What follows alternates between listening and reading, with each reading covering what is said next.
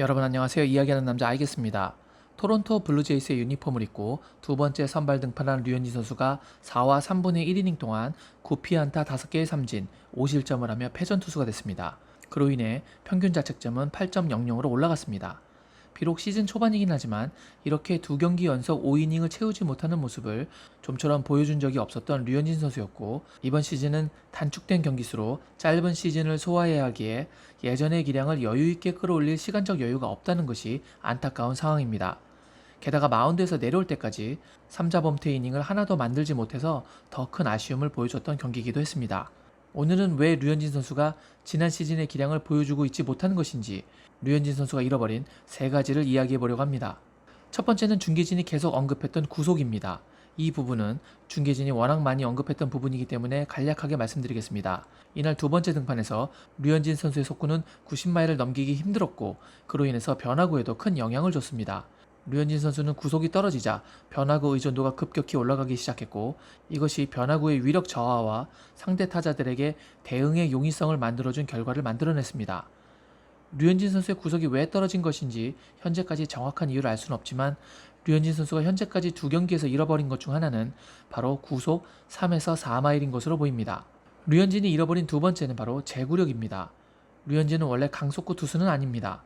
그의 최대 강점은 아무래도 정교한 제구력이라고 할 수 있었죠. 그런데 현재까지 그 구석구석 꽂히던 제구력이 이전과 같지는 않은 모습입니다. 우선 커리어 하이를 찍었던 지난 시즌 류현진은 29경기의 선발 등판에 24개의 볼넷을 줘서 경기당 0.83개의 볼넷을 기록했습니다.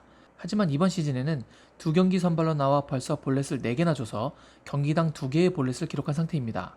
적은 경기 수이기는 하지만 그럼에도 불구하고 2배가 넘는 확연하게 올라간 볼넷 비율입니다.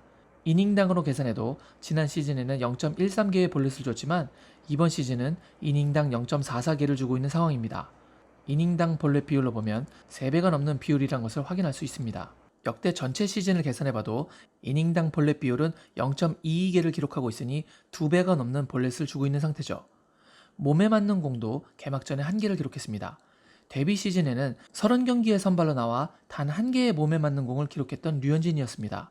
지난 시즌도 29경기에 선발 등판해 182.2이닝 동안 단 4개의 몸에 맞는 공을 기록했던 류현진은 통산 기록으로도 경기당 0.02개의 몸에 맞는 공을 기록하고 있는 상태이다 보니 토론토에서의 첫 경기에서 몸에 맞는 공이 나왔고, 그것이 실점으로 이어졌던 것이 류현진의 제구력을 감안하면 아쉬웠던 장면이었음은 분명합니다. 4사구의 증가는 제구력이 무기인 류현진의 커맨드에 문제가 있었음을 시사하고 있어 보이네요. 마지막으로 류현진이 잃어버린 세 번째는 바로 더블 플레이, 병살타입니다. 어떤 투수도 안타를 맞고 루상의 주자를 내보낼 수 있습니다. 이전까지의 류현진도 마찬가지였죠.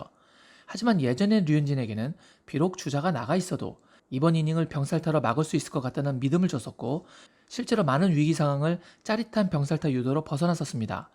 하지만 토론토에 와서는 아직까지는 그 특유의 병살타 유도가 사라졌고, 그로 인해 위기 관리가 힘들어진 상황입니다. 더블 플레이 상황이 나오지 않는 이유는 크게 두 가지로 보입니다. 하나는 류현진 선수의 땅볼 유도 자체가 줄어든 부분입니다. 땅볼 유도가 적어지다 보니 상대적으로 피장타율이 올라갔습니다. 류현진 선수의 지난 시즌 피장타율은 3할 5푼 9리였는데 이번 시즌 피장타율은 6할 2할 5푼에 이릅니다. 류현진 선수가 정상적으로 치렀던 시즌에서 단 한 번을 제외하고 모든 시즌의 피장타율이 3할대에 있었던 것에 비하면 지금의 피장타율은 그에 비해 2배가 되고 있는 상황인 거죠. 이것 말고 다른 이유는 거기에 더해 수비진의 도움을 못 받고 있다는 점입니다. 이번 시즌 총 4번의 더블 플레이 기회가 있었지만 단 한 번도 병사를 잡아내지 못했습니다.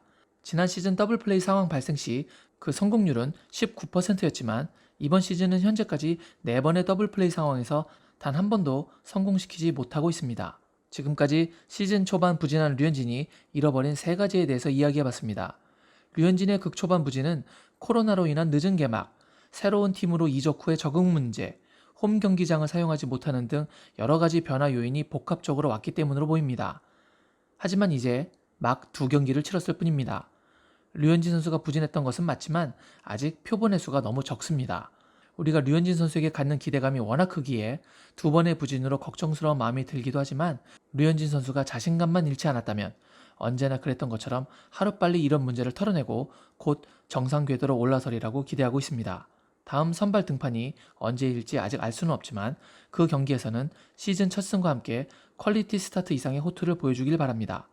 제가 오늘 준비한 영상은 여기까지였습니다. 오늘 영상이 마음에 드셨다면 구독, 좋아요, 알림 설정 부탁드리겠습니다. 여러분, 집중호우로 인한 피해 없으시길 바랍니다. 역시 아이게스.